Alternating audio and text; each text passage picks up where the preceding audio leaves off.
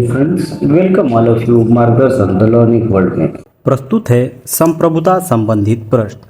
यह वीडियो इस सीरीज का 7वां भाग है। तो चलिए शुरू करते हैं आज का वीडियो।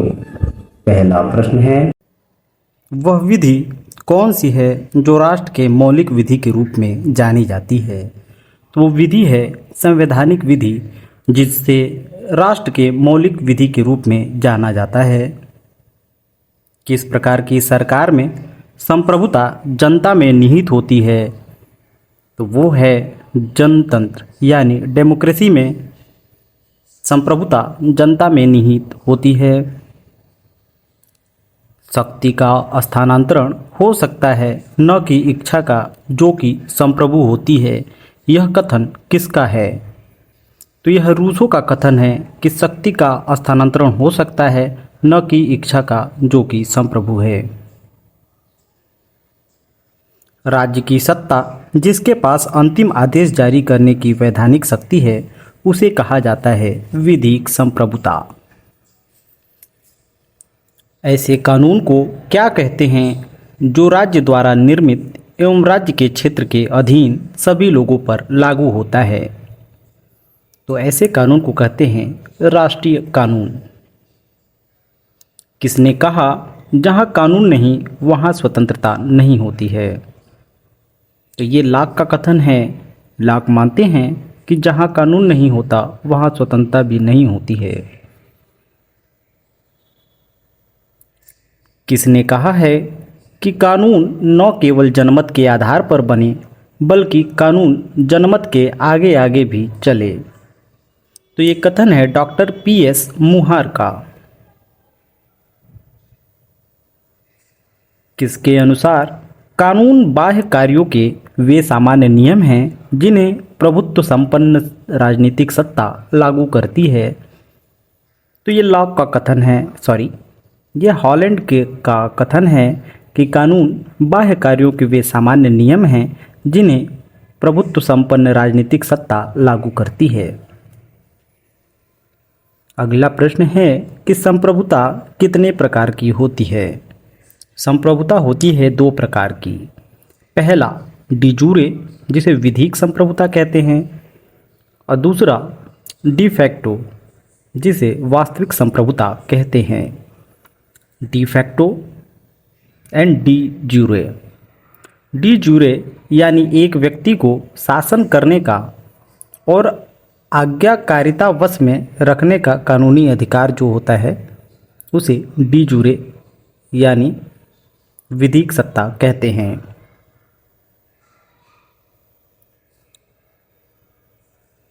डी जूरे की संकल्पना पहली बार किसने प्रस्तुत किया था?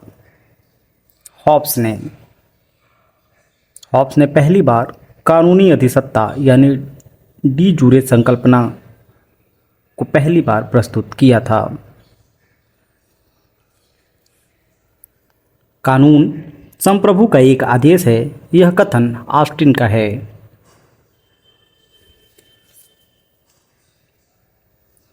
आधुनिक राजदर्शन का जन्मदाता कहा जाता है हॉब्स को। ऑस्टिन ने अपनी किस पुस्तक में संप्रभुता के सिद्धांत की व्याख्या की थी? तो वो ऑस्टिन का बुक है लेक्चर्स ऑन जूरिस्प्रूडेंस। प्राकृतिक का कानून उचित तर्क का आदेश है। प्रकृति का कानून जो है उचित तर्क का आदेश है, ये कहा था हॉब्स ने। किसका यह मानना था कि प्राकृतिक कानून राज्यविहीन व्यवस्था में भी जीवन के अधिकार को सबसे बड़े मूल्य के रूप में स्थापित करते हैं? ये कथन है हॉब्स का। कानून का सर्वाधिक स्वीकृत सिद्धांत आदेशात्मक सिद्धांत को माना जाता है और इसके समर्थक हैं बोदा, हॉब्स, ऑस्टिन और डायसी।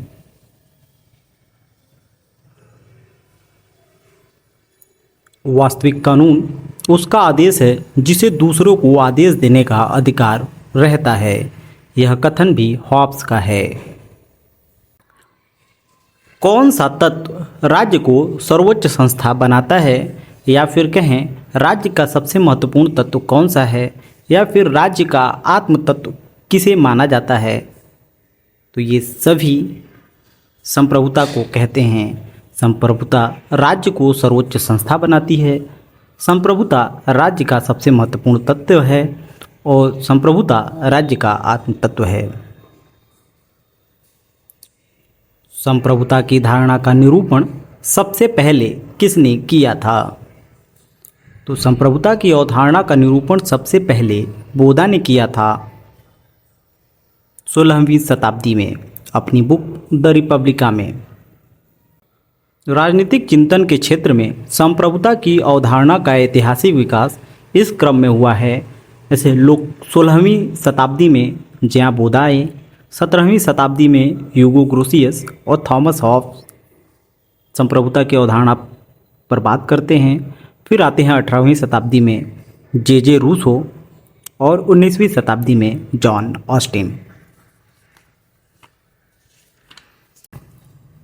वैध संप्रभु वह निश्चित सत्ता है जो राज्य के सर्वोच्च आदेश को वैध रूप में व्यक्त कर सके।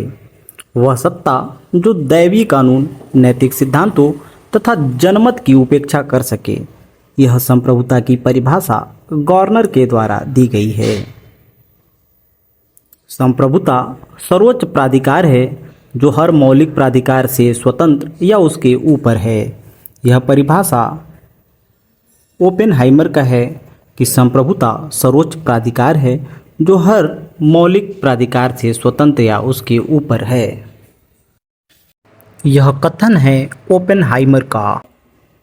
राजनीतिक संप्रभुता राज्य के उन प्रभावों का समूह है जो कानून के पीछे रहती है। यह कथन है गिलक्राइस्ट का। वैधानिक संप्रभुता के पीछे एक राजनीतिक संप्रभु की खोज की कोशिश संप्रभुता की समूची धारणा को खत्म कर देती है और संप्रभुता को प्रभावों की सूची मात्र बना देती है। यह फेमस कथन गेटेल का है।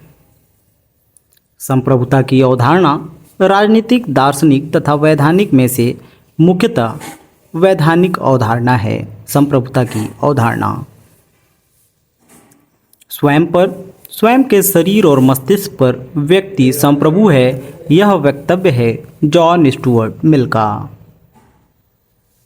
जे.एस. मिल के स्वतंत्रता संबंधी विचार की आलोचना करते हुए किसने यह कहा है कि मिल एक खोखली स्वतंत्रता तथा अमूर्त व्यक्ति का संदेशवाहक माना जाता है। तो खोखली स्वतंत्रता तथा अमूर्त व्यक्ति का संदेशवाहक जे.एस. मिल को बारकर मानते हैं। बाह्य संप्रभुता के सिद्धांत को किसने विकसित किया? ग्रोसियस ने। द प्रोविंस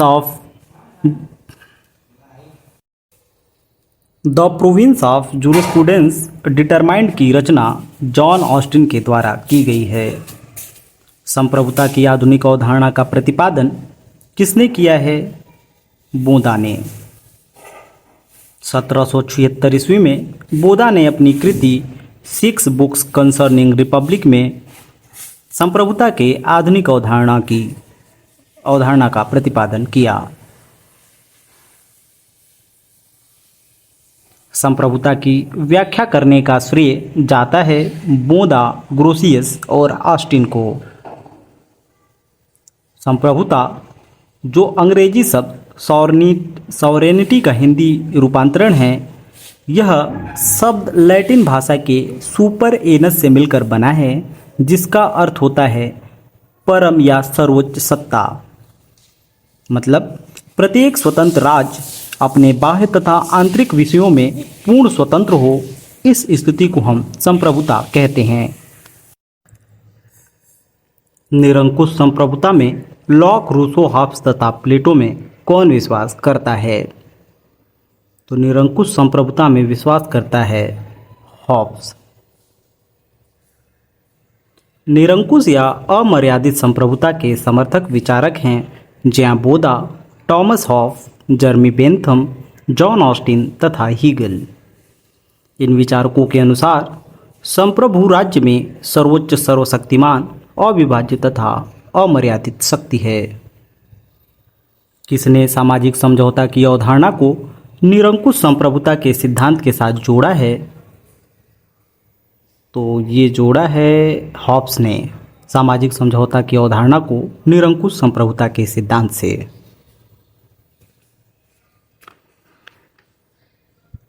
हॉब्स सामाजिक समझौते में संप्रभु था समझौते के ऊपर। हॉब्स के सामाजिक समझौते में संप्रभु समझौते के ऊपर था। लॉक ने समर्थन किया है सीमित संप्रभुता का। लॉक को ही सीमित संप्रभुता के सिद्धांत का जनक भी माना जाता है। किसने कहा था कि सर्वसत्ता राज्य की पूर्णता है? तो ये जनरली किसी व्यक्ति नहीं, रोमनों या रोमन के लोगों का ऐसा मानना था कि सर्वसत्ता राज्य की पूर्णता है। रूसों की सामान्य इच्छा के संबंध में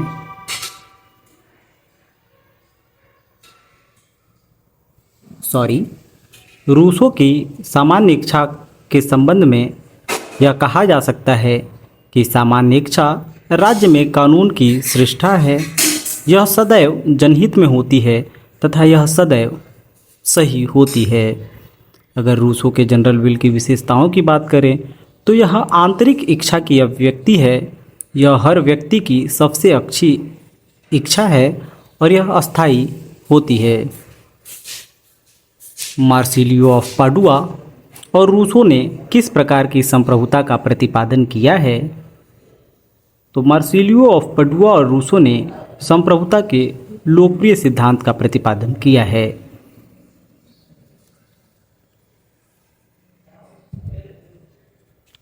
आज के लिए इतना ही, मिलते हैं अगले वीडियो में, तब तक के लिए नमस्कार। ठोक लीजिए महाकाल का ठोक लीजिए।